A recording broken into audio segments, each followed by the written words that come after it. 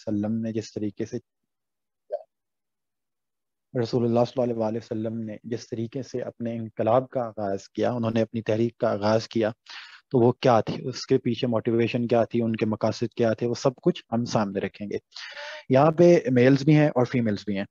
यहाँ पे साथ साथ ना थोड़ा सा आपने कॉपरेट करना है, क्योंकि ऐसा होता है कि फिर लेक्चर के दौरान अक्सर औकात होता है कि बोर हो जाते हैं फिर, क्योंकि महज जो है वो एक तरफ से सुन रहे होते हैं और फिर दूसरी तरफ से पार्टिसिपेशन नहीं हो रही होती। तो चलें, दरस कुरान में तो ऐसा होता है, लेकिन जब हम सेशंस कर रहे होते हैं तो उस दौरान ऐसा नहीं होना चाहिए। जिन लोगों ने अपने माइक ऑफ किए हुए हैं, हारून भाई हैं और जो भी हैं, वो सब लोग माइक के ऊपर आ जाएं, ठीक है। सही, ओके। तो इसलिए साथ साथ आपने इसके अंदर पार्टिसिपेट करना है। जहाँ पे कहूँ, ऐसा नहीं है कि बीच में टोक दें, लेकिन यह है कि साथ साथ पार्टिसिपेट करना है इसके अंदर, ताकि चीजें क्लियर हो सके हमारी। ओके जी, इनकलाब किस चीज को कहते हैं, ये सवाल है। आपने अपनी अपनी राय देनी है, जिसमें से आप यानी साथ साथ पार्टिसिपेट करें। आपकी नजर में इनकलाब किसका नाम है, किस चीज का नाम इनकलाब है? बोलें जी। जिसने लिखना है वो लिखे, जिसने पार्टिसिपेट करना है, साथ में बोलना है, वो बोले। किस चीज को कहते हैं इनकलाब? हमजा भाई, माइक पे आए, माइक अनम्यूट कर दें जी सबके, म्यूट पे नहीं रखना सबको। ओके जी, अगर आपको उसका निज़ाम की तब्दीली का नाम साद भाई का आया जी, निज़ाम की तब्दीली का नाम इनकलाब है। एक नीचे और है जी, तब्दीली का नाम इनकलाब है। और बताएं, यानी इनकलाब आप किस चीज को कहते हैं? अब मैं कहता हूँ कि अ, यहाँ पे अ, मैं यहाँ पे जिस तरीके से तबलीगी जमात है, तो वो भी इंकलाब के लिए काम कर रहे हैं, इंकलाब के लिए जदोजहद कर रहे हैं। मौलाना तारिक जमील साहब जी इंकलाब के लिए बहुत बड़ी जदोजहद कर रहे हैं, या इलियास कादरी साहब इंकलाब के लिए एक बहुत बड़ा प्लेटफॉर्म तैयार कर रहे हैं। तो अगर आप कहते हैं अपना तब्दीली है, तो फिर तब्दीली तो इस तरीके से भी होती है, तो इसको आप इंकलाब कहेंगे। अच्छा, विजन्स चेंज करना, ओके। इंकलाब मीन्स जब कुछ गलत हो रहा हो और लोगों का रिएक्शन ना दिखे, तो हमें उस जुल्म को रोकना और उसको कन्फ्रंट करके सिस्टम में चेंज लाना इंकलाब है। अच्छा, जिसमें सब कुछ कुर्बान करना पड़ जाए, देना पड़ जाए, वो इंकलाब है। ये सब ठीक है जी, सिस्टम की चेंजिंग की डेफिनेशन भी सबने की है कि इनको आप इंकलाब कहते हैं। अच्छा, आप में से बहुत से लोगों ने अपनी अपनी राय थी, और वो एक ही चीज के ऊपर जाके कनेक्ट होती है। किसी को, कोई उसे तब्दीली कह रहा है, कोई उसे सिस्टम को चेंज करना कह रहा है, और कोई जिसको कह रहा है उसके लिए आपको सब कुछ देना पड़ जाता है, चेंज करना पड़ जाता है। ठीक है, निज़ाम हाय जिंदगी को चेंज कर देते हैं। ठीक है जी। अब देखें, दुनिया के अंदर जब इंसान आ, आया, तो वो यानी एक जोड़ा था, यानी एक मर्द औरत था, और नीचे उतरा, तो उस दौरान कोई निज़ाम, कोई रियासत, कोई मुआशरा नहीं था। यानी दुनिया के अंदर वही दो इंसान थे। खानदान था एक बना, उसके बाद खानदान बना, फिर इंसानी आबादी फैली, और फैल के तो वो एक माशरे की सूरत हाल इख्तियार कर, माशरे की सूरत इख्तियार की। फिर एक यानी एक कल्चर वजूद में आया, तहजीब वजूद में आई। फिर उसी तहजीब के जरिए से आगे चलते चलते एक रियासत बन गई। ठीक है। और यही जो आप देखते हैं कि जो इंकलाब होता है, वो क्या होता है। अब इसी तरीके से उन लोगों ने बैठ के आपस में एक यानी सिस्टम डिजाइन कर लिया, और उस सिस्टम के तहत उन्होंने अपनी सिविलाइजेशन बना ली। फिर वो आगे इस इंसान ने मजीद इर्तिका किया, मजीद तरक्की की, करते करते करते करते वो रियासत के दर्जे पे पहुंचा। और फिर रियासत को भी उसने एक निज़ाम के तहत, अपनी ज़रूरतों के तहत उसने एक रियासत कायम कर दी। उसके अंदर जो बेसिक चीज़ होती है, जिनकी बुनियादों के ऊपर वो रियासत कायम की होती है, वो क्या है? वो चंद बेसिक कॉन्सेप्ट्स होते हैं, तसव्वुरात होते हैं, अकीदे होते हैं, विजन्स होते हैं। ठीक है, चंद बेसिक तसव्वुरात होते हैं जिनकी बेस के ऊपर दुनिया का कोई भी निज़ाम बनता है, फिर कोई भी रियासत बनती है। उस रियासत की दीवारें, या उस रियासत की दीवारों को आप कह लें, या उसके अंदर उसको आप कह लें कि जो पिलर्स होते हैं वो अवाम होती है। ठीक है, उसकी छत एक हुकूमत होती है, और उसकी बुनियादें यानी एक रियासत की, आप देखते हैं कि उसके पिलर्स या उसकी दीवारें अवाम होती है, उसकी छत हुकूमत होती है, और उसकी बुनियादें, उसकी बेसिक्स चंद आइडियाज होते हैं। عقائد ہوتے ہیں، ایمانیات ہوتے ہیں، چند بلیفس ہوتے ہیں، اس کے پیچھے چند نظریات ہوتے ہیں جس کی بنیاد پہ عوام اور اس کے اوپر ایک چھت کھڑی ہوتی ہے. اگر آپ یعنی دنیا کے اندر پیچھے چلے جائیں اور کہیں کہ اس کو چھت کے اندر یعنی حکومت کے اندر کچھ خرابی ہے، یعنی حکومت خراب ہو گئی ہے، تو اس کے لیے کیا طریقہ کار اختیار کریں گے کہ آپ ایسا کرنا ہے یا بیچ میں. ٹھیک ہے، اوکے. تو یہ اگر تو آپ کی پوری چھت خراب اور نیچے لیکن دیواریں ہیں وہ ٹھیک ہیں اور بنیادیں بھی ٹھیک ہیں، تو آپ جب اس کو کسی زاویہ نظر سے دیکھتے ہیں، وہ دیکھتے ہیں کہ یار چھت خراب ہے، حکومت خراب ہے، عوام بھی ٹھیک ہے، بنیادیں بھی ٹھیک ہیں، چلیں ٹھیک ہے. پرانے زمانے میں آپ بغاوت کرتے تھے، بغاوت کر کے تو وہ حکومت کو سائڈ پہ لگا دیتے تھے، اوپر آ کے اچھے لوگ بیٹھ جاتے تھے، تو ٹھیک ہے، کام ٹھیک ہو جاتا تھا. ایک دوسری چیز ہوتی ہے، وہ یہ ہوتی ہے کہ آپ کی یعنی بنیادیں تو ٹھیک ہیں، یعنی بنیادی نظریات، بیسکس آپ کے بالکل ٹھیک اپنی جگہ پہ کھڑے ہوئے ہیں، لیکن جو اس کی دیواریں ہیں یعنی جو افراد ہیں وہ بھی خراب ہو گئے ہیں، ان کے اندر بھی اخلاقی طور پہ چند برائیاں آ گئی ہیں، اور اس کے اوپر جو چھت ہے وہ بھی خراب ہو گئی ہے، یعنی حکومت بھی خراب ہو گئی ہے، لیکن اس کی بنیادیں کچھ حد تک ٹھیک ہیں، اپنی جگہ پہ قائم ہیں. تو وہاں پہ آپ کیا طریقہ کار اختیار کریں گے؟ وہاں پہ آپ طریقہ کار اختیار کریں گے، عوام کو ٹھیک کریں گے، ان کی اخلاقی تربیت کریں گے، ان کی روحانی تربیت کریں گے، ان کو کہیں گے آپ اچھے کام کرو، ان کو واضح تلقین کریں گے، تبلیغ کریں گے، جس طریقے سے دیگر اس طریقے سے یہ کر رہے ہیں آپ کے مختلف گروہ ہیں یہاں پہ ہمارے ملک کے اندر، میں نام نہیں لیتا، چلیں اس طریقے سے آپ کریں گے اور کر کے تو پھر وہ عوام کو آپ ٹھیک کر لیں گے، تو الٹیمیٹلی وہ سمجھیں گے کہ ٹھیک ہے، اس کے بعد حکومت بھی اپنے آپ ٹھیک ہو جائے گی، عوام ٹھیک ہے، بعد میں الیکشن ہوگا اور وہ اچھے لوگوں کو ووٹ دیں گے، کام ختم ہو جائے گا. اب اس سے ایک اگلی چیز ہے کہ اگر عوام بھی خراب ہے، حکومت اوپر چھت بھی خراب ہے اور نیچے بنیادیں بھی ختم ہو گئی، یعنی جو بنیادی نظریات ہیں وہ بھی خراب ہو گئے، اب یہ تینوں کے تینوں کام ہو گئے ہیں، تو وہاں پہ اصلاح کا، الیکشن کا، یعنی الیکشن کا میں وہ ابھی ڈیموکریسی کے اوپر بات نہیں کر رہا، یعنی وہاں پہ آپ کو آپ کے سامنے اصلاح کا اور تبدیلی کا کوئی طریقہ باقی نہیں رہے گا، یعنی حکومت کی تبدیلی کا، عوام کی اصلاح کا کوئی طریقہ باقی نہیں رہے گا. تو وہاں پہ آپ کیا کرتے ہیں کہ تینوں کی تینوں چیزیں خراب ہیں، تو وہاں پہ آپ کو ایک انقلاب کی ضرورت ہے کہ ان تینوں کی تینوں چیزوں کو اب آپ نے ٹھیک کر دیا. اور ٹھیک کیسے کریں گے؟ نظریات کو بدلیں گے، ان نظریات سے عوام بدلے گی اور پھر اس عوام سے حکومت بدلے گی. یہ ہوتی ہے انقلاب، کہ آپ بنیادوں سے کسی چیز کو ٹھیک کرنے کی کوشش کرتے ہیں. ادروائز آپ کسی کی دیوار اٹھا دیتے ہیں، نیچے بنیادیں خلط ہی رہتی ہیں، کچھ نہیں ہوگا، یعنی اس سے کوئی فرق نہیں پڑے گا. اگر اس کی بنیادیں ہی غلط ہیں تو دیوار جیسی بھی ہو، اگر آپ کہتے ہیں نہیں جی آج ہم حکومت بدل دیں گے، محض آ کے الیکشن لڑیں گے آج کے، کہ جو ہمارے یہاں پہ دنیا کے اندر کوئی بھی چیز کھڑی ہوتی ہے، آپ انقلاب لانا چاہتے ہیں اور آپ یہ سمجھتے ہیں کہ جی نہیں، ہم اوپر جو دیوار کھڑی ہوئی ہے یا دیوار کے اوپر ایک چھت ڈلی ہوئی ہے اس کو ٹھیک کر لیں گے تو انقلاب آ جائے گا. یعنی آج ہم یہ کرتے ہیں کہ یہ الیکشن لڑتے ہیں آج ہی، اور لوگ کرتے ہیں اور آتے ہیں اور آ کے گورنمنٹ میں، پارلیمنٹ میں چلے جاتے ہیں، تو لو جی انقلاب آ گیا. یعنی جو لوگ اس طریقے سے عموماً یہ سمجھتے ہیں، اور سائڈ پہ کچھ لوگ یہ سمجھتے ہیں کہ نہیں ہم ایسا کریں گے کہ جو لوگوں کے اندر جا کے تبلیغ کریں گے اور تبلیغ سے سارا کام ہوتا رہے گا، اور مطلب اس کی اخلاقی طور پہ درست ہوتے رہیں گے لوگ، وہ ڈیٹ سا اوکے، کام ختم ہو جائے گا. تو یہ وہ انقلاب یہ ہے ہی نہیں، انقلاب یہ تو اصلاح ہے، آپ یہ عوام کا کریں گے، یا زیادہ سے زیادہ جا کے آپ اوپر سے ایک چہرے بدل دیں گے، نیچے سے آپ اصلاح کر لیں گے.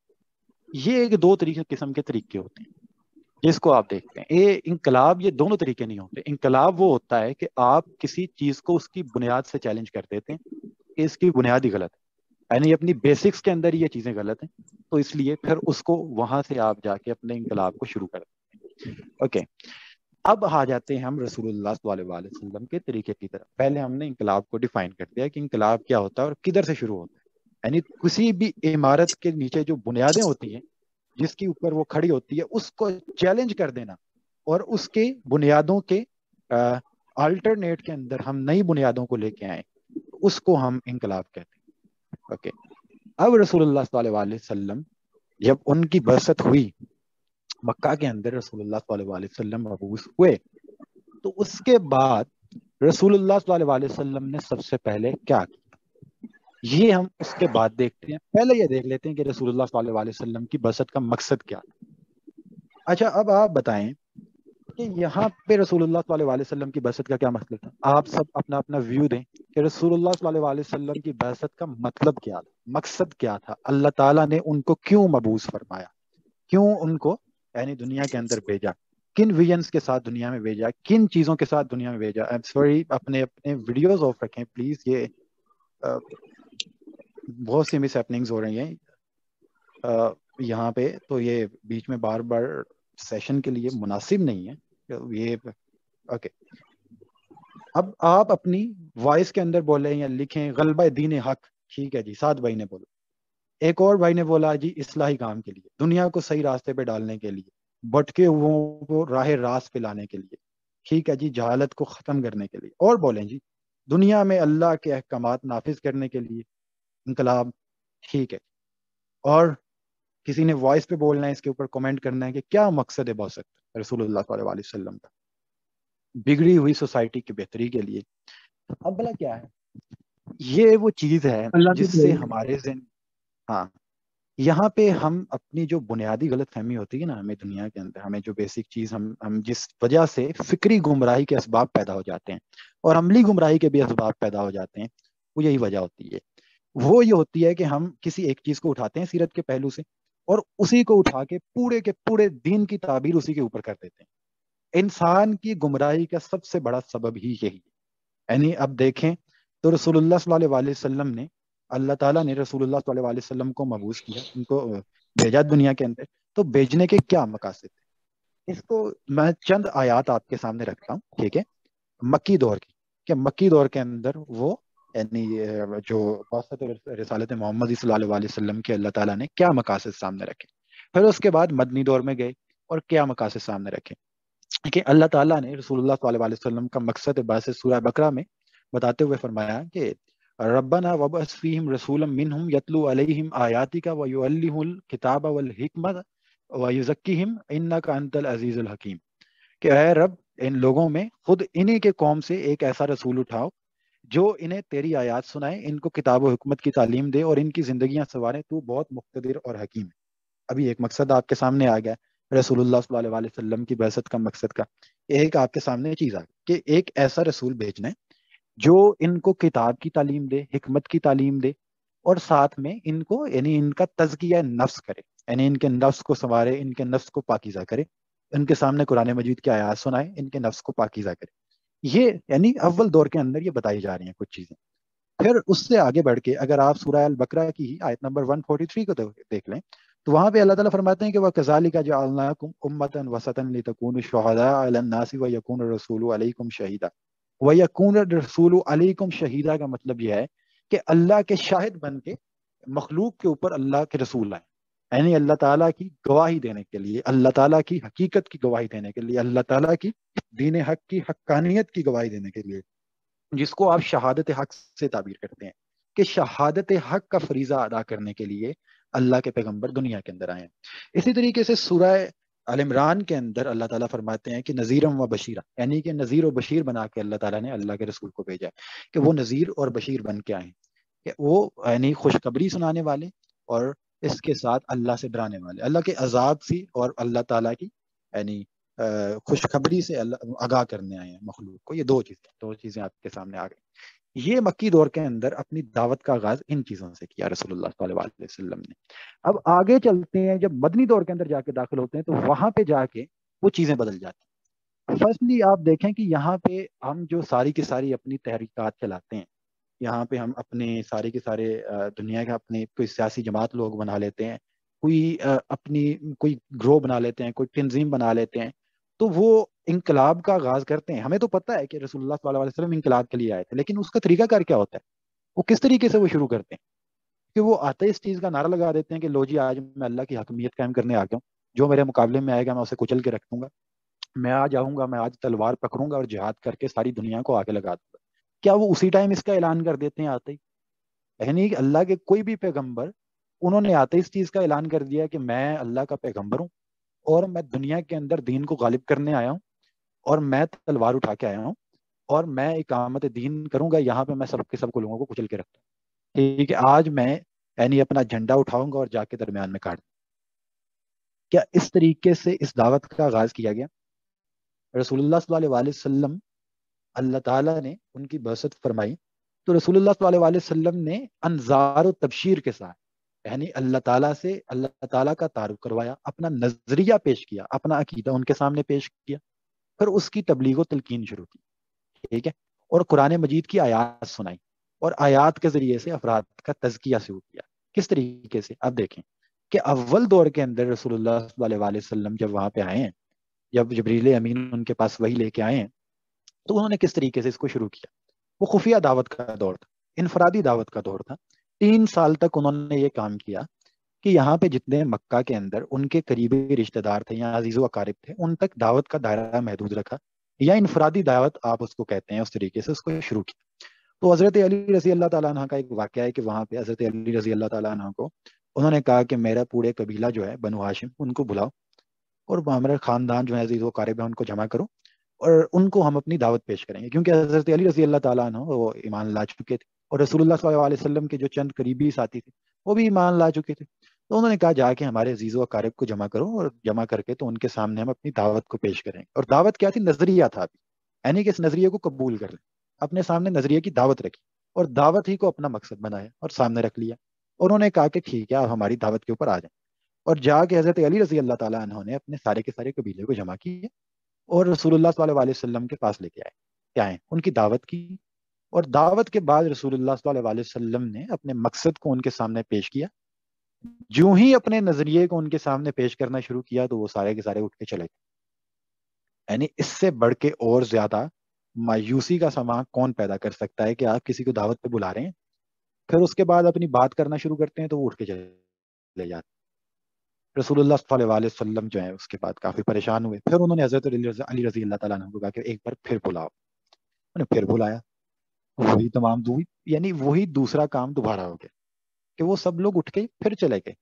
تو انہوں نے اس طریقے سے یہ اپنے خاندان کا جو دائرہ تھا یا اپنے عزیز و اقارب تھے یا ان کے دوست احباب تھے ان تک اس دعوت کے دائرے کو محدود رکھا، یعنی ایک محدود پیمانے کے اوپر رسول اللہ صلی اللہ علیہ وسلم کو انہوں نے اس کو اپنی دعوت کو اس طریقے سے محدود رکھا، اور اس طریقے سے انہوں نے اپنے عزیز و اقارب کے اندر اپنی دعوت کو پیش کیا، اپنے نظریے کو پیش کیا۔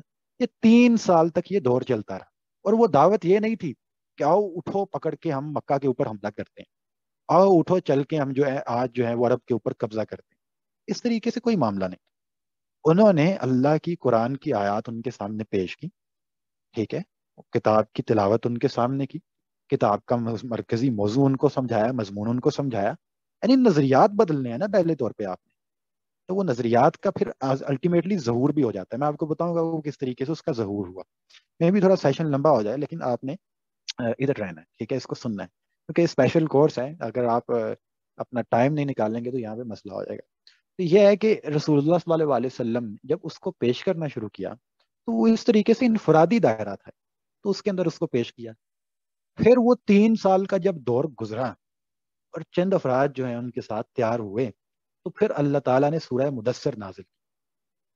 یہاں پہ پھر اللہ تعالیٰ نے ان کو کہا کہ اب آپ انذار عام کے لیے کھڑے ہو، یعنی پہلے دور کے اندر صرف کتاب کی تلاوت کی، اپنے بنیادی نظریات ان کو سمجھائے، توحید کا نظریہ ان کو سمجھایا، آخرت کا نظریہ ان کو سمجھایا، تو مرنے کے بعد جی اٹھنے کا نظریہ سمجھایا انہیں، تو اس طریقے سے اس کے مطابق ان کو تبلیغ و تلقین کی دعوت ان کے سامنے پیش کی، تو پھر اس کے ساتھ وہ تیار ہو گئے اور پھر ان کا ظہور ہونا بھی شروع ہو گیا۔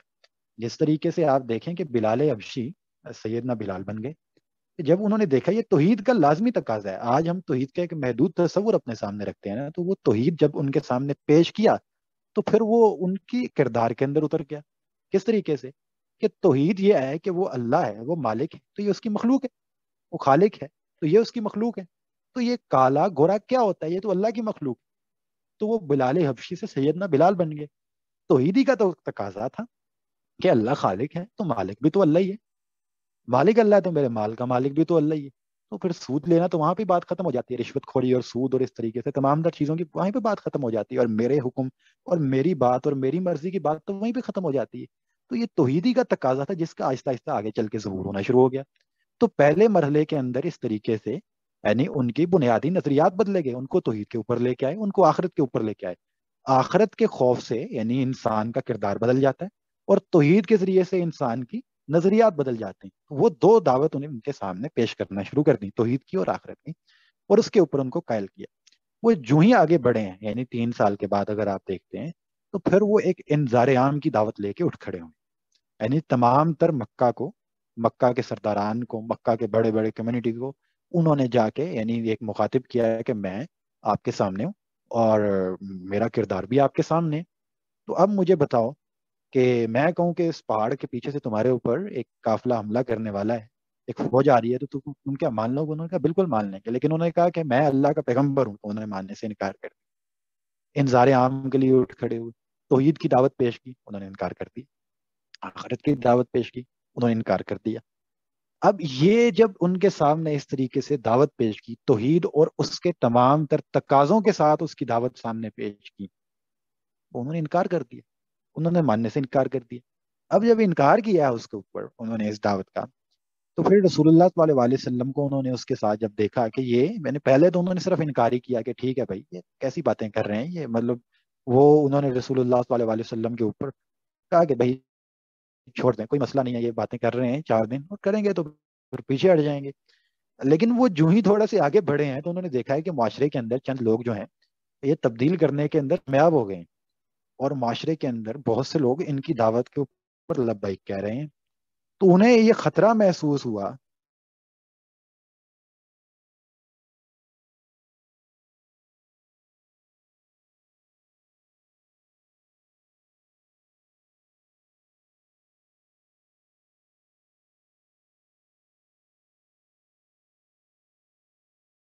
کہ تو نقصان ہوگا. وہ نقصان کیوں ہوتا ہے؟ اگر آپ دیکھتے ہیں کہ وہ دعوت جب آپ دیتے ہیں اور دعوت کی مخالفت ہونی وہ تو ہمیں پتہ ہے, اور مقتدر حلقے ہیں, تو آپ جب بنیادی نظریات کو چیلنج کر رہے ہیں تو پھر شروع کے دور کے اندر تو آپ کمفرٹ زون میں بھی رہیں, لیکن جب وہ آپ کو ٹریپ کریں گے تو پھر آپ کے اوپر ان کی طرف سے کوئی نہ کوئی, یعنی آپ دیکھتے ہیں کہ ٹھکائی تو ہوگی. تو وہ ہونا شروع ہوئی وہاں پہ مکہ کے اندر. تو رسول اللہ صلی اللہ علیہ وسلم کا حکم کیا تھا؟ حکم یہ تھا کہ یہاں سے چند لوگ وہ ہیں کہ جو اس مظالم کو سہ نہیں سکتے, یعنی برداشت نہیں کر سکتے, اور ان کو مسلسل ظلم کا نشانہ بنایا ہوا ہے, تو وہ اس سے تھوڑی دوری اختیار کر لیں اور وہ حبشہ کے اندر چلے جائیں وقتی طور پہ, وہاں پہ جا کے پناہ لے لیں, اور وہاں پہ جا کے پناہ لے لیں. اور جو جو لوگ دوسرے ہیں اس کو ریزسٹ کر سکتے ہیں, برداشت کر سکتے ہیں, یا جو اس کے سامنے یعنی جن کے اوپر اتنا ظلم نہیں ہو رہا, وہ یہیں پہ رہیں اور اپنی دعوت کا سلسلہ جاری رکھیں. اس کی ریزن کیا ہے, یہ کیوں ہوتا, یہ پیسو ریزسٹنس کیوں ہوتی ہے؟ یہ اس وجہ سے ہوتی ہے کہ آج بھی لوگ ہمارے جذباتی ہو جاتے ہیں, اور نہیں جی انہوں نے ہمت کس طرح کی تھی ہے گل کریں دی, آؤ جی آج سے بڑھ کے رکھتے ہیں. تو بات یہ ہوتی ہے کہ اگر آپ دیکھیں کہ آپ اس کے سامنے اٹھ کھڑے ہوں, ایک مقتدر قوت کے سامنے اٹھ کھڑے ہوں, ایک مقتدر اتھارٹی کے سامنے اٹھ کھڑے ہوں, تو آپ کچھ بھی نہیں ہیں. یعنی آج آپ لوگ کیا ہیں؟ کچھ بھی نہیں. تو آپ چند لوگ ہیں, یعنی 50 سے 60 اگر آپ لوگ ہیں, یہ آپ آج کے دور کے اندر ریاست کے مقابلے کے اندر, اس دور میں ریاست کے مقابلے کے اندر 50 سے 60 ہیں, اور آج آپ کر لیں 5 سے 6 لاکھ ہیں, 5 سے 6 لاکھ نہیں, 10 سے 20 لاکھ اٹھ کھڑے ہوتے ہیں. اس طریقے سے ہمارے یہاں پہ ٹی ٹی پی نے کیا, یا اور بہت سی جماعتوں نے کیا, وہ اٹھ کھڑے ہوتے ہیں. تو وہ کرتے ہیں کہ ٹھیک ہے آئیں جی بناتے ہیں ایک جماعت کے, تو ریاست کے خلاف بغاوت کر دیتے ہیں اور اٹھ کے گولیاں چلانا شروع کر دیتے ہیں, ان کو ماریں گے, اوپر جا کے قبضہ کر لیں گے, رسم حسینی ہو جائے گی. تو وہ ایک بات کی چیز ہے. پہلے ہم منہج انقلاب نبوی کو دیکھ رہے ہیں. تو انہوں نے کیا کیا, انہوں نے یہ کیا کہ یہ چیز تھی کہ اگر تو آپ اس طریقے سے کرتے ہیں تو ریاست آپ کو کچل دیتی ہے, اور پھر اس کے پاس اخلاقی جواز مہیا ہو جاتا ہے, اس کے پاس اخلاقی جواز آ جاتا ہے اس چیز کا کہ بھائی یہ بغاوت کر رہے تھے, یہ باغی تھے, یہ مارتے تھے, یہ یعنی ایک ریاست کے باغی تھے, یہ ہمارے باغی تھے, تو اس وجہ سے ہمارے خلاف اٹھ کھڑے ہوئے ہیں, تو ہماری تو مجبوری تھی کہ ہم ان کو کچل دیتے. تو ہم نے اپنی مجبوری کے تحت انہیں کچل دیا, مار دیا. اور اب ہم بھی کہتے ہیں کہ بالکل ٹھیک ہے جی, ریاست کے باغی ہیں, کیونکہ ریاست کے خلاف اٹھیں گے تو کچلے تو جائیں گے, تو اب ملک دشمن ہے تو ملک دشمن عناصر کو کچلا ہی جائے گا. تو یہی تھی معاملہ تھا. تو اس دور کے اندر یہ کام نہیں کیا گیا. لیکن اگر تو آپ بنسبت اس کے یہ کام کرتے ہیں اس دور کے اندر کہ اس ظلم کو آپ رزسٹ کر جاتے ہیں, یعنی اس کو آپ برداشت کر جاتے ہیں, اس کو ٹالریٹ کر جاتے ہیں, اور اپنی بات کے اوپر قائم رہتے ہوئے ان کو وہی اخلاقی طریقے سے دعوت دیتے ہیں. آپ گزر رہے ہیں, کسی نے آپ کو گالی دی, آپ آگے سے دعا کر, آپ آگے سے اس کو سلام کر, آپ گزر رہے ہیں, کسی نے گالی دی, آپ آگے سے اس کو سلام کر. تو اپنی دعوت کے مقصد کو اگر آپ سامنے رکھیں تو یہ طریقہ بہترین, ٹھیک ہے آپ ایسا ہی کریں. تو رسول اللہ صلی اللہ علیہ وسلم نے اسی چیز کی تلقین کی. اس کی ریزن یہ تھی کہ اس طریقے سے عوام کے اوپر امپریشن جاتا ہے، عوام کی سوچ ڈیولپ ہوتی ہے کہ بھائی یہ لوگ تو آگے سے کچھ بھی نہیں کہہ رہے، یعنی یہ لوگ تو زیادہ سے زیادہ اپنی بات کہہ رہے ہیں جو وہ صحیح سمجھتے ہیں یا وہ سچ سمجھتے ہیں، لیکن دوسری طرف سے صرف بات کہنے کے اوپر ہی ان کے اوپر مظالم ہو رہے ہیں، تو پھر عوام کی نفرت مقتدر حلقوں کی طرف چلے جاتی ہے، وہ مقتدر حلقوں سے نفرت کرنا شروع کر دیتے ہیں آہستہ آہستہ۔ تو یہی طریقہ کار اس جگہ پہ اختیار کیا گیا کہ یہ تھا کہ اگر تو وہ آگے سے ٹالریٹ کر گئے اس معاملے کو، انہوں نے ٹالریٹ کر لیا، تو دین عوام کی جو نفرت تھی اس کا رخ جو ہو گیا وہ ہو گیا ان سرداران کی طرف، کہ عوام کے اوپر حجت تمام ہونا شروع ہو گئی، عوام نے پھر باتیں سننا شروع کر دی۔ اس کی سب سے بڑی مثال حضرت حمزہ رضی اللہ تعالیٰ عنہ کا ہی معاملہ ہے، کہ جب انہوں نے جا کے دیکھا، کسی ان کی لونڈی نے جا کے حضرت حمزہ کو شکایت کی کہ رسول اللہ صلی اللہ علیہ وسلم یعنی مقدر بیٹھے ہوئے تھے کعبہ شریف کے اندر، تو وہاں پہ جا کے ابو جہل نے ان کے ساتھ بدتمیزی کی ہے، اور انہوں نے کچھ نہیں کہا، یعنی انہوں نے محض آگے سے دعوت پیش کی، انذار کیا، تبلیغ کی۔ تو ان کے مطلب اندر ایک جذبہ پیدا ہوا کہ بھائی یہ کیا کر رہے ہیں، یہ ظلم کی انتہا کر رہے ہیں۔ وہ گئے جا کے، انہوں نے جا کے پھر اس سے بدلہ لیا، اور وہاں پہ آ کے اسی چیز کے اندر آ کے انہوں نے اسلام قبول کر لیا۔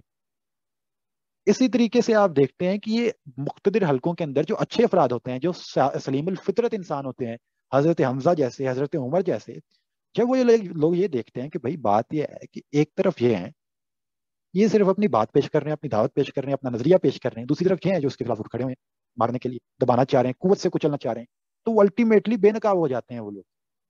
اور وہی ہوا ہے، یعنی یہاں پہ پاکستان کے اندر میں آپ کو مثال دیتا ہوں اسٹیبلشمنٹ کی، کہ آج سے 5-6 سال آپ پیچھے چلے جائیں تو وہ جس کو مرضی اپنی ویگو میں ڈال کے لے جاتے تھے، اور اس کے اندر کسی کو کوئی مسئلہ پیش نہیں آتا، اور لوگ کہتے تھے کہ بالکل ٹھیک ہے، ہو رہا ہے، کیونکہ ہوتا یہ تھا کہ وہ انہی لوگوں کو ڈال کے لے کے جاتے تھے جو لوگ ان کے خلاف بغاوت کرتے تھے۔ لیکن اب وہ آہستہ آہستہ معاملہ یہ شروع ہوا کہ انہوں نے سیاسی لوگوں کو بھی اٹھانا شروع کر دی، یعنی جو لوگ محض اپنی سیاسی رائے رکھتے تھے یا سیاسی وفاداریاں رکھتے تھے، تو ان کو بھی اٹھانا شروع کر دیا، ان کو بھی چیلنج کرنا شروع کر دیا۔ تو وہ چیزیں آہستہ آہستہ وہ عوام کے سامنے آ گئی۔ اب پاکستان کے اندر مشکل سے آپ کو 2% ایسے افراد ملیں گے جو ان کے ساتھ کھڑے ہوئے ہیں، یعنی باقی سارے لوگ ان کے خلاف ہو گئے۔ کوئی لوگ بھی یعنی جو آج جن کو وہ اپنی جھولی میں بٹھا کے لے کے آئے ہیں وہ بھی ان کے خلاف ہو گئے۔ تو یہ ہوتی ہے، یعنی اسٹیٹ کے اندر اس طریقے سے کام چلتا ہے۔ تو رسول اللہ صلی اللہ علیہ وسلم نے یہ طریقہ کار اختیار کیا کہ ٹھیک ہے، ابھی پیسو ریزسٹنس کرنی ہے، ایکٹیو ریزسٹنس نہیں کرنی۔ انہوں نے اسی موڈ کے اندر انہیں رکھا کہ ٹھیک ہے، ابھی اپنی دعوت پیش کرو، انذار کرو، تلقین کرو، تبلیغ کرو، نظریہ بدلو، عقیدہ بدلو۔ جب وہ بدلے گا تو پھر الٹیمیٹلی اس کا ظہور ہو جائے۔ جب آپ کسی کو توحید اس کے تقاضوں کے ساتھ سمجھائیں گے تو پھر اس کا ظہور بھی ہو جائے۔ جب آپ کسی کو آخرت اس کے تقاضوں کے ساتھ سمجھائیں گے تو پھر اس کے کردار میں اس کا ظہور بھی ہو جائے۔ جب آپ کسی کو شریعت اس کے تقاضوں کے ساتھ سمجھائیں گے تو الٹیمیٹلی اس کا ظہور ہو جائے گا۔ تو یہاں پہ معاملہ یہ ہوتا ہے کہ یہ پہلے ہی، یعنی ہمارے لوگ جو ہیں وہ چونکہ قرآن بحیثیت مجموعی ان کے سامنے آ جاتا ہے، آخری دور کی آیات بھی، پہلے دور کی آیات بھی، تو ان کے مائنڈ کے اندر ایک مکسچر بنتا ہے۔ اور آخری دور کے اندر جو جہاد کی آیات ہیں کہ فقتل المشرکون، ٹھیک ہے، کہ مشرک جو ہے ان کو قتل کر دو، یا کتب علیکم القتال، تم پہ قتال فرض کر دیا گیا ہے، یا ان کے سامنے وہ جو آیت ہے والذی ارسل رسولہ بالہدی ودین الحق لیظہرہ علی الدین کلہ ولو کرہ المشرکون، کہ اللہ تعالیٰ نے اپنے پیغمبر کو دین حق دے کر اس لیے بھیجا کہ ان کو دنیا کے تمام ادیان کے اوپر غالب کر دے، خواہ مشرکین کتنا ہی مرضی برا بنائے۔ تو سورہ صف کے اندر یہ آیات اتری تھی جہاد کے ذیل کے اندر۔ وہ معاملہ یہ تھا کہ جب آپ نے قوت اختیار کر لی ہے تو اس کے بعد وہ ساری کی ساری آیات اتر رہی، اور کہا جا رہا ہے کہ اب اگلا مرحلہ یہ ہے کہ اب آپ نے اپنی قوت کے ساتھ اس کو غالب کر، یعنی اب آپ کے پاس قوت آ گئی ہے، تو اب آپ نے یہ کام کرنا ہے کہ اب اس قوت کے ساتھ اس کو غالب کر دیں۔ جب تک آپ کے پاس قوت نہیں آئی تھی تو آپ نے کیا کرنا ہے؟ انذار و تبشیر کرنا ہے، اصلاح کرنی ہے، آپ نے لوگوں کے نظریات دنیا کے اندر رسول اللہ صلی اللہ علیہ وسلم نے اپنی یعنی بات کو، اپنے کام کو کنٹینیو کیا، اپنے مقصد کو آگے لے کے چلے، تو وہ کس طریقے سے ہونا شروع کیا تھا، اور آج لوگ اس کو کس طریقے سے شروع کرتے ہیں، اور اس کا نقصان کیوں ہو جاتا ہے۔ لیٹ سپوز رسول اللہ صلی اللہ علیہ وسلم آتے یہاں پہ مکہ میں، اور مکہ میں آتے ہی، مبعوث ہوتے ہی وہ اس چیز کا اعلان کر دیتے کہ بھائی آ جاؤ، کل مکی، اقتدار میرے حوالے کر دو، حکومت میرے حوالے کر دو، تھوڑے سامنے 3 آپشنز نے، ਜਾਂ ਤਾਂ ਤੁਸੀਂ ਸਾਨੂੰ ਫਿدیہ دو, ٹھیک ہے, یا تو پھر ਤੁਸੀਂ ਸਾਡੇ مطلب جو ہے نا ਸਾਡੇ ਨਾਲ جنگ کر لو, یا تو مسلمان ہو. کیا انہوں نے اس طریقے سے کام کیا؟ یعنی یہ تو بالکل آخری دور کے کام تھے کہ جب آپ نے اپنے تمام تر کام مکمل کر لیے, جب آپ نے اپنا پورا کا پورا مقصد اچیو کر لیا ہے, تو اس کے بعد آپ اس نتیجے پہ پہنچتے ہیں. اس کے بعد آپ کو قوت حاصل ہو جانے کے بعد آپ اس نتیجے پہ پہنچتے ہیں, آپ اس لیول پہ پہنچتے ہیں, آپ اس مقام پہ پہنچتے ہیں کہ آپ کی بات کرتے ہیں. وہ تو قوت حاصل ہو جانے کے بعد جا کے آپ کو وہ سارے کے سارے مرحلے آتے ہیں. پہلے تو وہ تمام مرحلے دیکھ لیں کہ وہ شروع کیسے ہوتے ہیں, وہ کن کن مراحل سے گزر کے جاتے ہیں. آپ ڈائریکٹ جا کے وہ باتیں کر دیں گے کہ نہیں جی آج ہی ہم نے جو ہے وہ پکڑنے, اور جا کے جو ہے وہ انقلاب کا بھی وہی طریقہ لیتے ہیں, وہی سمجھتے ہیں. انقلاب کا مطلب یہ ہے کہ کتنے ہزار بندہ جمع کر کے جا کے ٹکرا جاؤ, ٹھیک ہے, اور اس کی دعوت کا آغاز بھی اس طریقے سے کرو کہ جا کے ہم نے جو ہے وہ جمع کرنی ہے عوام کی قوت, جا کے پنڈی پہ چڑھنا ہے جا کے, اور اسی طریقے سے اسی چیز کا آپ کو دعوت دینا بھی اسی منج کے اوپر دعوت دینا لوگوں کو شروع کر دیتے ہیں. اسی منج کے اوپر لوگوں کو دعوت دینا شروع کر دیتے ہیں کہ آئیں جی ہم نے اتنے بندے جمع کرنے ہیں, جا کے پنڈی کے اوپر چڑھ, آئیں جی ہم نے اتنی بندے جمع کرنے ہیں, جا کے اسلام آباد پہ قبضہ کرنا ہے. آپ ذرا امیجن کریں کہ رسول اللہ صلی اللہ علیہ وسلم نے یعنی اس طریقے سے اگر دعوت کا آغاز کیا ہوتا تو وہ دعوت آگے چلنی نہیں, ہونا بھی نہیں. انہوں نے وہ بیسکس کلیئر کرتی ان کے سامنے کہ توحید اس کے تقاضوں کے ساتھ ان کے سامنے پیش کر دیا, لوگوں کو توحید کے تقاضے سمجھ آ گئے. آخرت اس کے تقاضوں کے ساتھ ان کے سامنے پیش کر دی, اور شریعت محمدی کے اندر یعنی رسالت کا سارا باب شریعت محمدی یعنی قانون ان کے سامنے پیش کر دیا. اب وہ بیسکس لوگوں کی بن گئی. اب یہ دعوت ہے, یعنی آپ دیکھتے ہیں دعوت ہو رہی ہے, ساتھ ساتھ تربیت ہو رہی ہے, اور افراد جمع ہو رہے ہیں, افراد کی بیسکس بنتی جا رہی ہیں, دعوت دی جا رہی ہے, تربیت ہو رہی ہے, افراد کی بیسکس بن رہی ہیں, وہ ڈیولپ ہو رہی ہیں, ان کا تزکیہ ہو رہا ہے, ان کے سامنے قرآن کی آیات پیش کی جا رہی ہیں. تو یہ دعوت کا اور تربیت کا مرحلہ چلتا رہا ہے, اور اس دوران آپ کو ہر طرح کی ریزسٹنس کا سامنا کرنا پڑتا ہے. ہمارے ساتھ ہی جذباتی ہو جاتے ہیں, وہ کہتے ہیں کہ نہیں بات یہ ہے کہ جی دیکھیں جی بڑے بڑے مگرمچھ بیٹھے ہوئے ہیں, ہم کچھ نہ کچھ تو ان کا کرنا پڑے گا. بھائی ابو جہل سے بڑے مگرمچھ. تو یہ ہے کہ بہت بڑی بڑی چیزیں ہیں یہاں پہ, آپ دیکھتے ہیں کہ چیزیں موجود ہیں, لیکن وہ آپ نے ٹالریٹ کرنی ہے. انیشل دور میں آپ کسی ایسے دور میں تو ہے ہی نہیں کہ آپ کہیں کہ نہیں جی آج ہی ہم نے کام اس طریقے سے کر دینا, ختم کر دینا. آپ رسول اللہ صلی اللہ علیہ وسلم کے طریقے کو دیکھیں کہ انہوں نے کس طریقے سے ان چیزوں کو لے کے چلے. جب وہ چیزیں آگے بڑھی, اب دیکھیں کہ وہ پیسو ریزسٹنس ہے, اور اس کے اندر کیا ہو رہا ہے کہ ٹالریٹ کیا جا رہا ہے. ایچ اینڈ ایوری تھنگ جو ہے وہ ٹالریٹ کی جا رہی ہے. جب وہ ٹالریٹ کی گئی ہے تو پھر اس کے بعد ایک آخری دور ہے, یعنی پھر ایک ظلم کی انتہا اس سے بڑھ کے اور کیا ہو سکتی ہے کہ رسول اللہ صلی اللہ علیہ وسلم کے قبیلے کے ساتھ انہوں نے پورے کے پورے عرب نے بائیکاٹ کر دیا. اب وہاں پہ وہ نیم کے پتے کھا کے گزارا کر رہے ہیں, وہاں پہ بچے بھوکے مر رہے ہیں, ان کے سامنے ان کے قبیلے کے اندر ان کی خواتین بھوکی مر رہی ہیں, ان کے چھوٹے چھوٹے بچے ہیں ان کی گودوں کے اندر مر رہے ہیں. یہ سارے کام ہوتے ہیں اس طرح. یعنی آپ کے سمجھتے ہیں کہ نہیں یہ اس کے بعد جو ہے ایک صحابی کا واقعہ ہے حضرت خباب کا, وہ ان کو لے کے گئے ہیں اور جا کے کوئلوں کے اندر ڈال دیا انہیں, پھر روسٹ کرنا شروع کر دیا ایک انسان, اور ان کی چربی پگھلی ہے اور وہاں پہ آگے گری ہے, تو پھر وہ کوئلے ٹھنڈے ہوئے ہیں, تو پھر ان کی یہاں سے جان چھوٹی.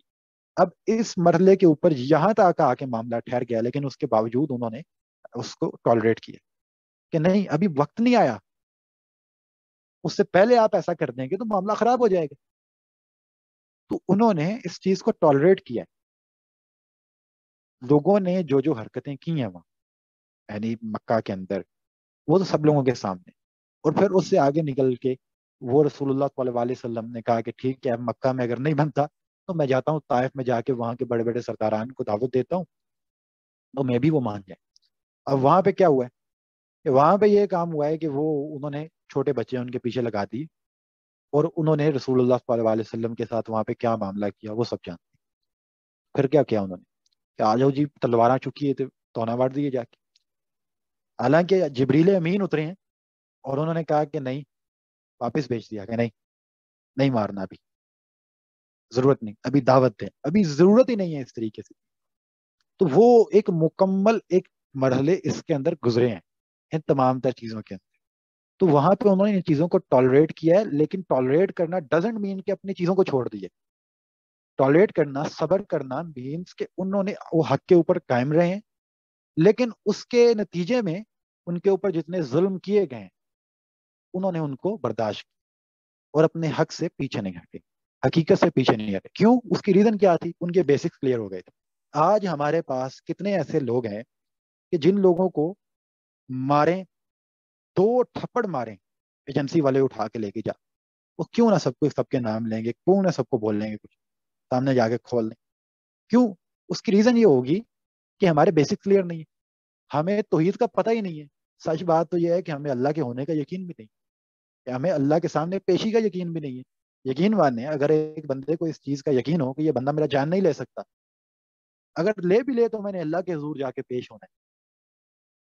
اگر یہ مجھے جتنا ماریں گے اس کی مجھے نیکیاں ملنی ہے، ثواب ملے گا، اللہ مجھ سے خوش ہوگا، اس کے بعد وہ اس کو خوشی سے برداشت کر جائے، کیونکہ وہ توحید کے تقاضوں کا ظہور ہو جائے گا، وہ جزا و سزا کے تقاضوں کا ظہور ہو جائے گا.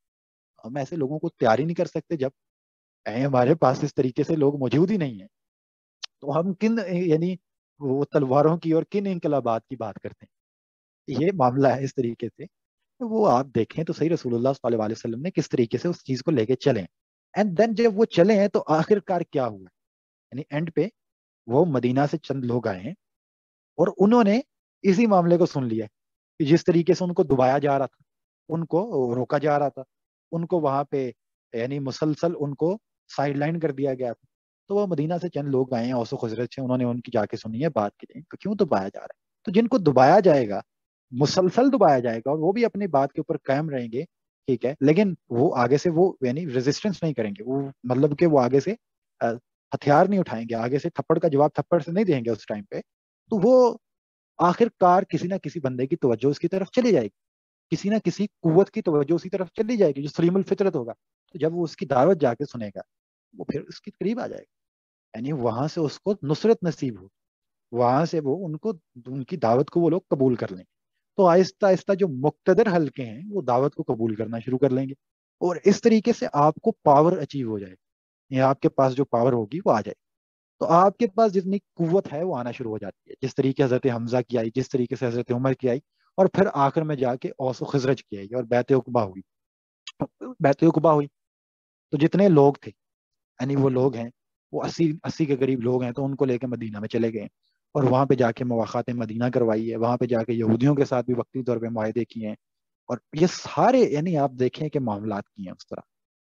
آج ہمارے اندر یعنی اتنی سمجھ بوجھ ہی نہیں ہے. آج ہم کہیں کہ نہیں ہم بھی معاہدہ کر لیں گے، کہنے یہ مطلب ہے تسی یہودی ایجنٹ ہو. تو یہ اگر تو وہ آپ حکمت کو سامنے رکھیں گے تو وہ ساری کی ساری چیزیں ہی آپ کو مطلب ایک طرح سے پولوٹ کر دیں گے. آپ کو کہہ دیں گے کہ یہ بندہ جو ہے یہ تو اس کی سمجھ ہی نہیں ہے، اس کے پاس عقل ہی نہیں ہے، یا یہ جو بندہ ہے یہ ایجنٹ ہے قادیانیوں کا یا یہودیوں کا. تو اس طریقے سے اگلے بندے کی نیت کے اوپر ہی شک کر ڈال. اگر اس طریقے سے اگر آپ نبوی طریقے کو فالو کریں تو رسول اللہ صلی اللہ علیہ وسلم نے ایک مسلسل جہد مسلسل کے ساتھ افراد کی تربیت کی پہلے 13 سال، اور آگے سے اف بھی نہیں کی، بس اپنی بات کے اوپر قائم رہیں، صحابہ کرام کو تیار کی. جب قوت حاصل ہو گئی ہے ان کے پاس، آگے ہاتھوں میں آ گئی ہے، اقتدار آ گیا ہے، دین اس کے بعد ٹکرا گئے. جس کے ساتھ بھی آپ دیکھیں وہ جا کے ٹکرا گئے، اور ان کو جا کے یعنی جو طریقہ تھا اس دوران طریقہ یہ تھا کہ پھر اب یہ تو ہونا نہیں تھا کہ اس کے بعد جب آپ کے پاس قوت آ گئی ہے، پاور آ گئی ہے، یعنی آپ نے اب میں اپنی اسی مثال کے اوپر آپ کو واپس لے چلوں گا کہ نہیں آپ نے بنیادیں سیٹ کر لی ہیں، آپ کی بنیادیں اسٹرانگ ہو گئی ہیں، آپ نے افراد کی قوت بھی تیار کر لی ہے. تو پہلے دور میں کیا ہوتا تھا؟ پہلے دور میں یہ ہوتا تھا کہ حکومتیں کیسے بدلی جاتی تھی؟ الیکشن کے ذریعے نہیں، وہی ہوتا تھا جو جس طریقے سے پہلے کیا جاتا تھا وہی کام کیا گیا، اس کے بعد جا کے چڑھائی کی گئی، اس کے بعد قوت کے ذریعے سے اقتدار حاصل کر کیا گیا. یعنی قوت ایک بنیادی عنصر تھا، اس کے اندر موجود تھا، لیکن جو طریقہ کار اختیار کیا گیا کہ آپ تلوار اٹھا کے یہ کام کر لینا ہے، تو اس دور میں یہی طریقہ رائج تھا کسی بھی حکومت کی تبدیلی کا کہ آپ نے بنیادیں بدلنی. طریقہ رائج تھا اس دنیا کے اندر، یا اس دور کوئی سسٹم نہیں تھا اس دور کے اندر، یہ کوئی اور طریقے سے جس طریقے سے اس دور میں بنیادیں بدلی جاتی تھیں. اور ایسا نہیں ہے کہ صرف رسول اللہ صلی اللہ علیہ وسلم نے ایسا کیا، دنیا کے اندر طریقہ یہ موجود تھا اس دور میں. یعنی کیسر و کسرا ہے، دنیا چل ہی اس نظم پہ رہی تھی، اور اسی نظم کے مطابق یہ کر لیا گیا کہ جا کے اوپر سے ایک چھت بھی بدلی. یہی کام کہ جب آپ نے پہلے اپنی دعوت دینی ہے. مولانا امین احسن اصلاحی صاحب کہتے ہیں کہ جو لوگ دعوت سے پہلے اور معاشرے کی تبدیلی سے پہلے حکومت بدلنا چاہتے ہیں، یعنی وہ لوگ یہ چاہتے ہیں کہ ان کے ہاتھوں میں حکومت آ جائے، نہ انہوں نے معاشرہ بدلا ہے نہ انہوں نے افراد بدلے ہیں، نہ انہوں نے ان کے نظریات بدلے ہیں. یہ ایسے ہی لوگ ہیں جو بیج لگانے سے پہلے پھل کھانا چاہ رہے ہیں. یہ کام اسی طریقے سے کہ آپ اس کی پچھلی ساری کی ساری جدوجہد کو ایک طرف رکھتے ہیں کہ اس کی آغاز کیسے ہوا، اس کی شروعات کیسے ہوئی، وہ آگے کیسے بڑھی، اس نے قوت کیسے حاصل کی، وہ قوت اس نے حاصل کر کے اس کے بعد انہوں نے کیا معاملہ کیا، اجتماعیت کے اندر کیا معاملہ تھا، اس کے بعد انہوں نے کیا طریقہ کار اختیار کیا. ساری چیزوں کو ایک طرف رکھ دیا اور آخر میں جا کے ایک چیز اٹھا لی، وہ الذی ارسل رسولہ بالہدی ودین الحق لیظہرہ علی الدین کلہ. یہ پھر اس کے بعد جا کے اٹھا لی اور پھر دو جہاز والی آیات اٹھائیں، اٹھا کے لو جی کام چکتا ہو جی، ہٹے چوک، اب کریں بات. یعنی یہ ہوتا ہے تب کے معاملہ کہ اس سے پہلے پورا ایک سیکوینس چلتا آ رہا ہے اور اس سیکوینس کے اینڈ کے اوپر جا کے یہ بتایا گیا کہ اب آپ نے یہ کام کرنا، اس طریقے سے جا کے آپ نے یہ کام کرنا. تو اس سے پہلے جو پورا کا پورا یعنی ایک انقلاب کا سٹرکچر تھا، تو آپ نے سٹرکچر کو فالو کیا نہیں، اور آپ کہتے ہیں کہ نہیں جی جا کے ہم نے چھت ڈال لینی ہے. تو میں ایک سوال کرتا ہوں کہ آپ کے پاس نہ بنیادیں ہیں نہ دیواریں ہیں، تو لینڈر کس پہ ڈالیں گے؟ ہوا میں ڈالیں گے. ہوا میں ڈالیں گے تو آپ کے سر پہ آ کے گرے. تو یہی ہوتا ہے ہمارے یہاں پہ، عموماً لوگ یہی سمجھتے ہیں.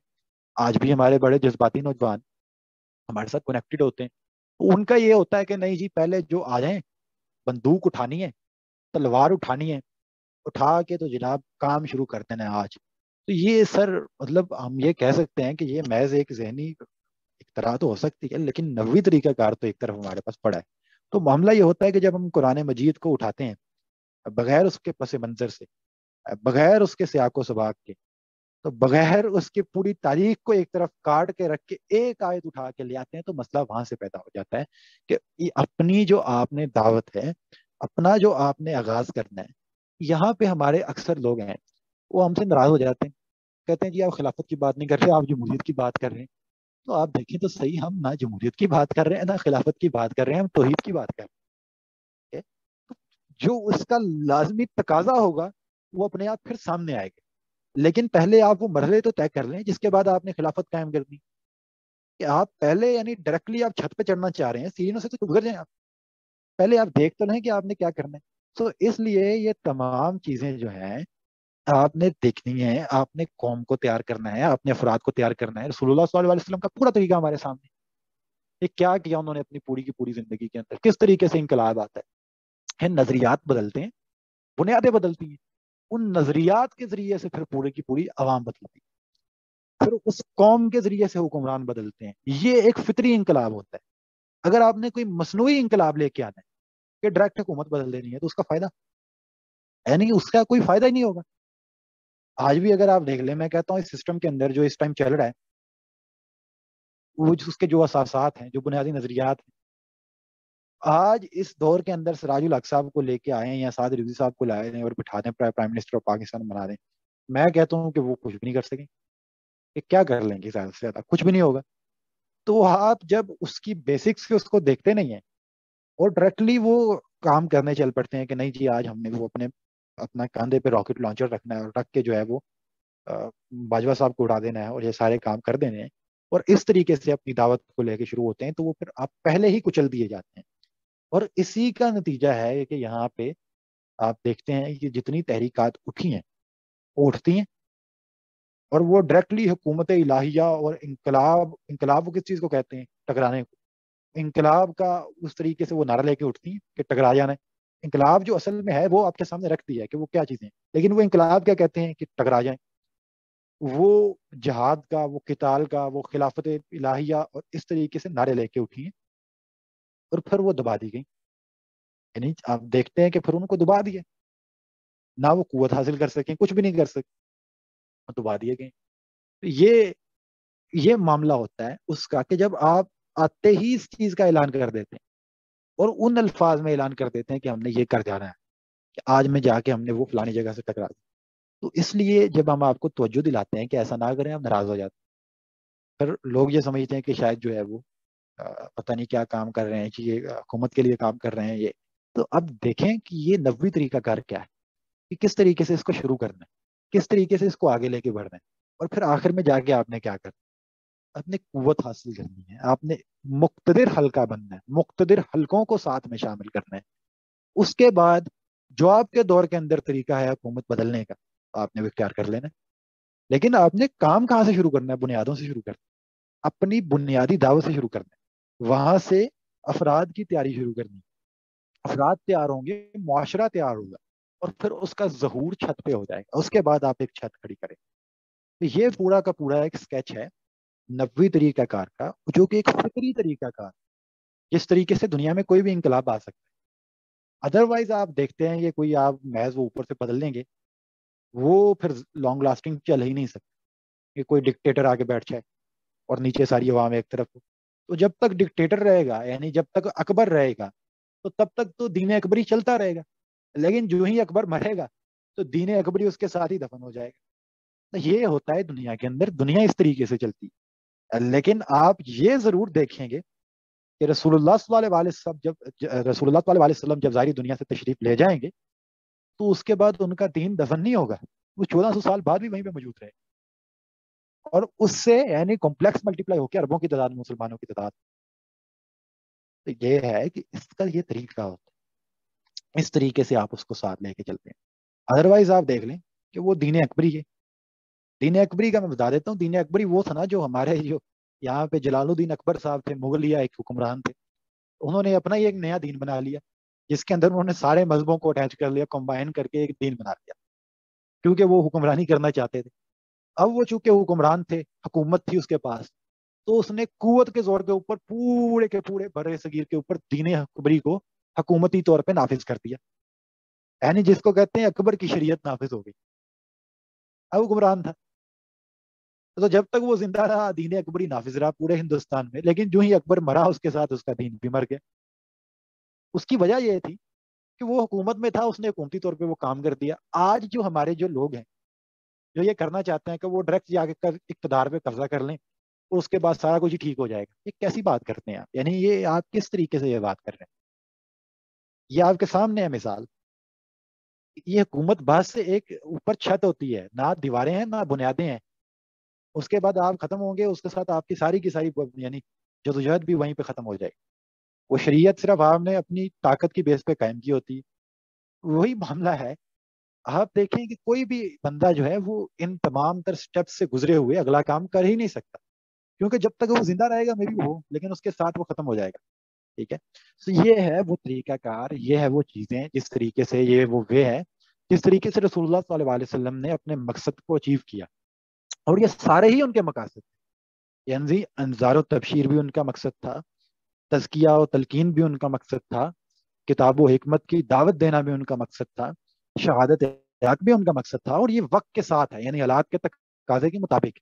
جب آپ اس نتیجے پہ پہنچ گئے یا آپ اس مرحلے پہ پہنچ گئے ہیں کہ اب آپ کے پاس قوت آ گئی ہے، پھر اس کے بعد آپ کا اگلا مرکز یہ بن جاتا ہے اظہار دین. یظہرہ علی الدین کلی، پھر اس کو غالب کر دینا ہے آپ نے اللہ دین کو. تو اس کو آپ نے ایک سٹیپ سے شروع کرنا، یعنی جو دین جس طریقے سے رسول اللہ صلی اللہ علیہ وسلم نے شروع کیا اس طریقے سے آپ اس کو شروع کریں اور اس کو اس کے اتمام تک لے کے جائیں. ایسے کریں گے تو یہ تو کام خراب ہو جائے گا. تو یہ ہماری پوری تاریخ بڑی بڑی ہے، ایک ہم سیشن رکھیں گے اس طریقے سے کہ یہ جس طریقے سے طریقات فیل کی ہوئی ہیں دنیا کی. یہ ہے یہ رسول اللہ صلی اللہ علیہ وسلم کا طریقہ تھا. یہ اس طریقے سے کام ہو جاتا ہے. اور اسی دوران وہ چند یعنی سرداران آئے اور انہوں نے آگے رسول اللہ صلی اللہ علیہ وسلم کو کہا کہ ہم آپ کو یعنی یہاں کا اپنا قبیلوں کا سردار اعلیٰ بنا دیتے ہیں، تو آپ اپنا یہ مقصد چھوڑ دیں. ٹھیک ہے. اب جس طریقے سے ہمارے جو بہت سے حلقے یہ چاہتے ہیں، یعنی وہ یہ سمجھتے ہیں کہ آج ہم حکومت میں آ جائیں تو وہ آتے ہی سارا کام ختم کر دیں گے. تو رسول اللہ صلی اللہ علیہ وسلم بھی انہیں کی طرح سوچتے، تو یہ کام تو ایسے ہی ہونا تھا پھر. یعنی یہی کام ہونا تھا کہ ٹھیک ہے پہلے حکومت حاصل کر لیں، ٹھیک ہے، اس کے بعد کام. تو بھائی وہ جب تک پھر آپ کے پاس حکومت رہنی ہے تب تک تو میں بھی آپ جبرن وہ کام کرتے رہیں، لیکن جو ہی آپ نے دنیا سے جانا پیچھے سے آپ کا دین بھی دفن ہو جائے. اس لیے وہ طریقہ ہی یعنی دیر پا نہیں ہوتا.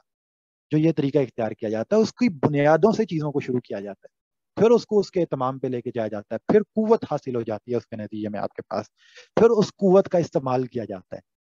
یہ رسول اللہ صلی اللہ علیہ وسلم کا منہج انقلاب ہے یہ اصول ہیں ہمارے سامنے، جس طریقے سے وہ چلے ہیں، جس طریقے سے انہوں نے جا کے اپنے یعنی اپنے مقصد کے اندر اپنے آپ کو کامیاب کیا ہے۔ اب یہاں پہ جا کے آپ دیکھ لیں کہ سارا کا سارا یہاں پہ آپ کوئی سوال کرنا چاہتے ہیں، یہاں پہ آپ کوئی یعنی کوئی آپ کی کوشچننگ ہے تو آپ کر لیں یہاں پہ آپ کے، یعنی مجھے پتا ہے کہ آپ کے ذہن میں بہت سے کوشچن کھڑے ہوں گے اس کے اوپر، میں آپ کو یعنی ہر بات کا جواب دینے کے لیے تیار ہوں۔ کسی کا کوئی کوشچن ہے یہاں پہ کر لیں، کوشچن آنسر سیشن کے لیے پلیٹ فارم اوپن ہے۔